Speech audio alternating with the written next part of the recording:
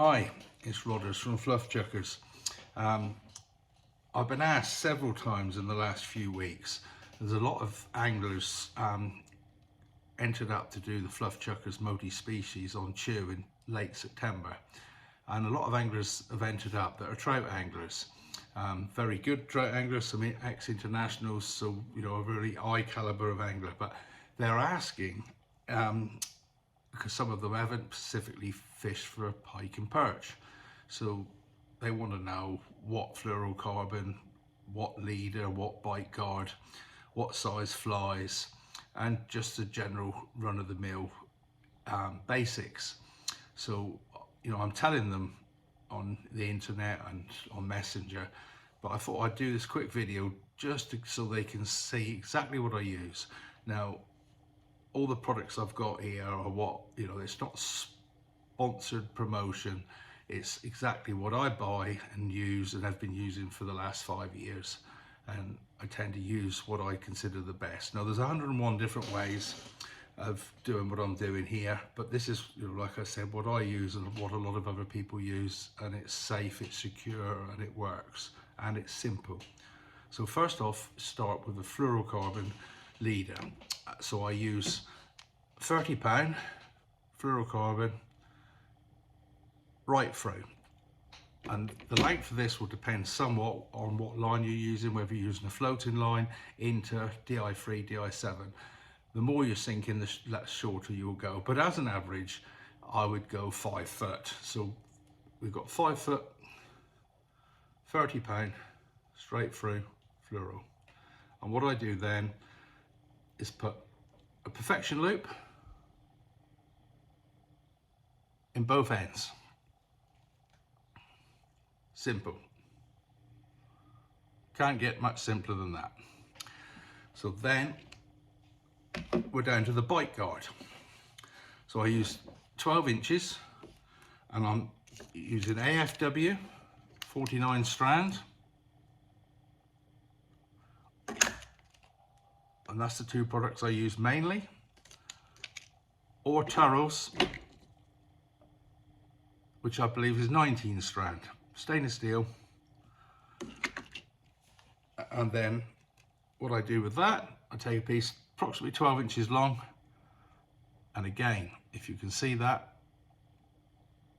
perfection loop, and on the other end another perfection loop attached to a fast hatch clip.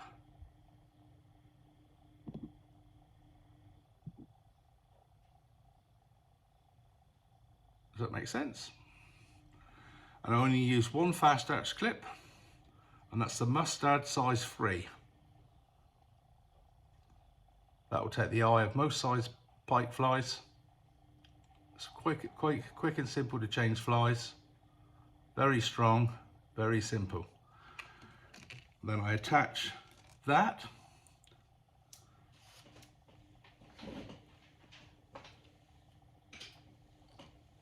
to the fluoro. So I take the polar knot or the perfection loop, pass the clip through it. Now, if you've got any problems with the trace, this is simple to just change over. There you go.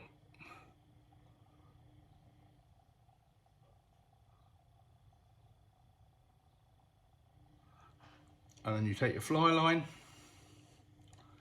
In this case, I'm on a floater. Welded loop. Pass the loop through.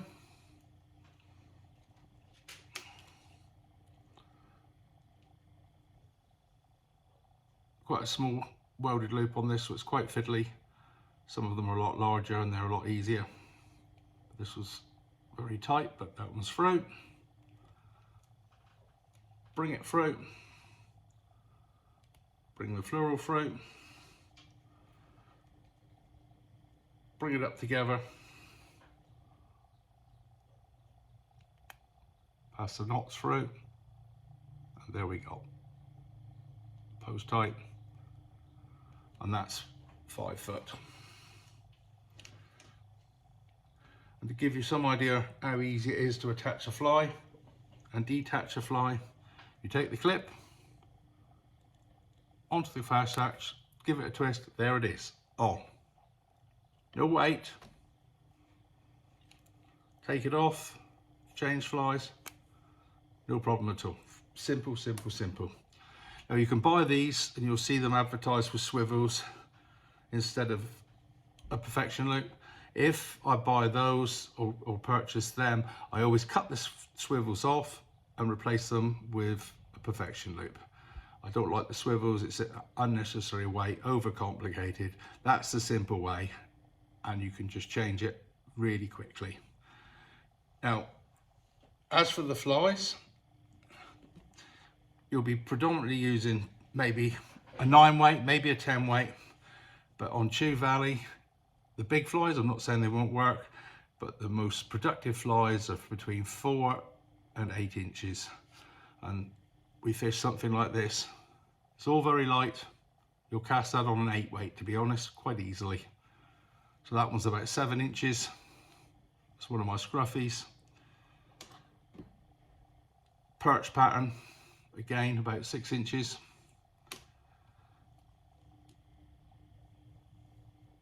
It's about 4 to 5 inches on a Paul Clydesdales. Absolutely deadly fly.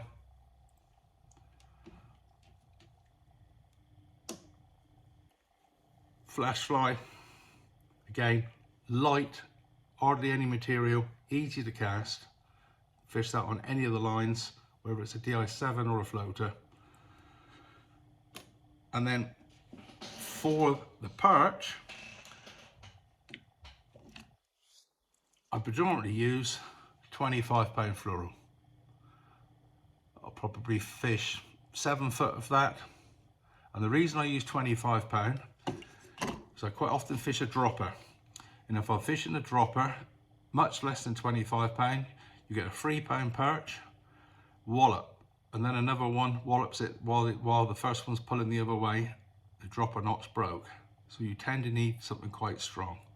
If I'm fishing a single fly, instead of using just the fluoro, I mean that there, again, perfection loop.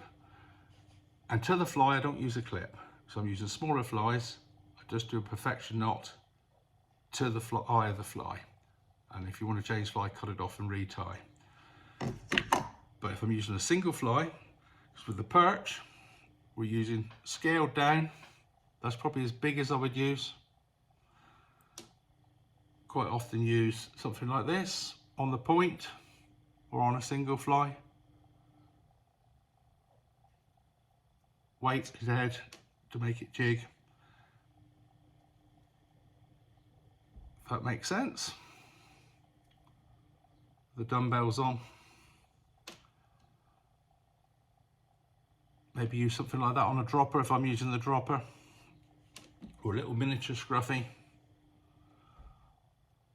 All of these are castable on a 6 weight or a 7 weight. Down to something like this. And I'd fish a 7 weight line, a DI7 for the perch, heavy fly on the point, lighter fly on the dropper. If I'm fishing one fly, I will use, not everybody uses the wire, but I'll put a wire trace. And that's a Turrell's 10-pound wire trace. So it's quite light. It doesn't seem to make a lot of difference with the hookup rate or the activity of the fish. Because what you'll find, if you're fishing a fly like this on a DI7, you're covering all bases. You're just as likely to hook a pike, a perch, a brown trout, or a rainbow. So you're covering every aspect. So in the competition, it's not a bad shout to be on a 7 weight and to fish this type of thing. You don't have to use the wire trace, but if you hit a pike, you're probably going to lose the fly. I know if you're trout fishing for the rainbows and you're using a humongous or something like that, or a snake, you'll probably hit pike and you'll probably lose the fly. And last year, I think I had 4 or 5 double figure fish on a 6 weight. It can be done, but you don't want to give them much rope really, because they'll take it. And with any warmer weather, you want to get them in the net and dealt with quickly. So you wouldn't specifically go out to target pike on a 6 or 7 weight, but if you've got the wire on, it gives you half a chance to keep them on.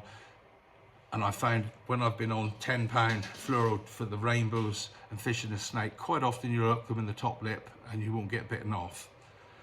A couple other things you'll need to know on the day, and the same as if you're new to the game, you'll want a decent size unhooking